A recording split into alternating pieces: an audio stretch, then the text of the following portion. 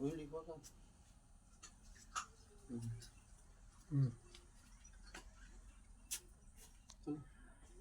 आज हम बताने चल रहे हैं वर्ग कैसे ज्ञात करते हैं।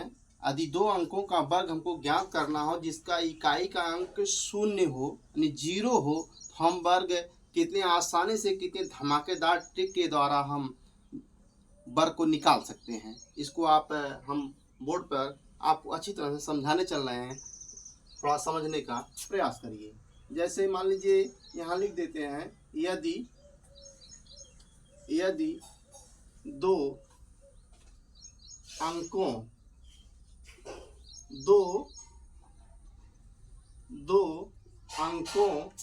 का वर्ग निकालना है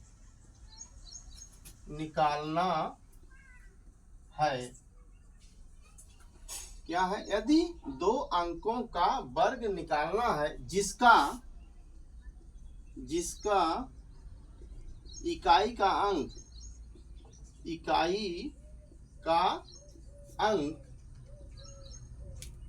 शून्य है, इकाई का अंक शून्य है, तो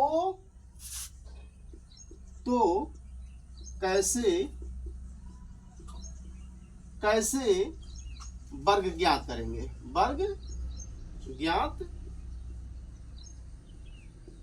करेंगे, कैसे ज्ञात करेंगे? यदि दो अंकों का वर्ग हमको निकालना हो और जिसका इकाई का अंक शून्य हो, तो हम कैसे वर्ग ज्ञात कर लेंगे? जैसे हम कुछ सवाल क्वेश्चन लेते हैं, जैसे दो अंक लेंगे, दो अंक जैसे 10 का हम वर्ग हमको निकालना है, इसका हमको वर्ग निकालना है, तो हम इसका वर्ग कैसे निकालें? बहुत आसान तरीके से। जैसे हम यहाँ एक है, एक का वर्ग करेंगे, एक इकाई एक ही होगा, चाहे जितने का वर्ग कर ले। और यहाँ एक जीरो पे दो घात लगाया गया है, एक जीरो है तो इसका हम एक है तो यहाँ दो कर देंगे, सीधी बात, हमारा ये वर्ग निकल गया। जैसे और सवाल लेते हैं, जैसे 20, इसका भी इकाई अंक क्या है? जीरो है, शून्य है, तो इसको हम क्या करेंगे? इसका 2 दूना 4, एक जीरो है तो यहाँ 2 जीरो बढ़ा देंगे, हमारा 20 विषय में 400 होता है, आप जानते ही हैं, तो आसानी से निकल जाएगा। जैसे मान लीजिए 30 है, 30 का वर्ग करना है, 3 है क्योंकि 16, एक जीरो है तो 2 जीरो बढ़ा देना है, हमारा 40 का निकल गया, 16, 100। जैसे मान लीजिए हमको 50 का निकालना है, 50 का निकालना कर दीजिए आप आसानी से। जैसे यहाँ 60 का निकालना है, 60 का वर्ग का 6 के 36, एक जीरो है, डबल कर दीजिए यहाँ पे। जैसे आपको 70 का निकालना है, तो 7 49, एक जीरो है तो आप डबल कर सकते हैं। इसी तरह से ये आसानी से वर्ग दो अंकों का अगर इकाई अंक शून्य है तो हम आसानी से वर्ग निकाल सकते हैं। लेकिन अगर मान लीजिए आपका इकाई अंक शून्य ना होने के बजाय इकाई अंक आपका 5 है, इकाई अंक आपका क्या है? 5 है, 5 इकाई अंक 5 है, तो आप कैसे वर्ग निकालेंगे? दो ही अंकों का वो भी है, दो ही अंकों का वो भी है, तो आप कैसे उसको निकालेंगे? जैसे 25 हो गया, 35 हो गया, 45 हो गया, ये सब का वर्ग है, इसका हमको वर्ग कैसे निकालेंगे? 45, 65, 75, 95, ये सब का हमको वर्ग निकालना है, तो हम कैसे निकालेंगे?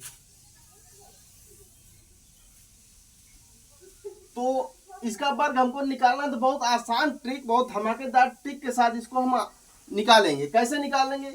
तो ये 15 है तो 5 है यहाँ पे ना, तो 5 है तो यहाँ 5 का हम क्या कर देंगे?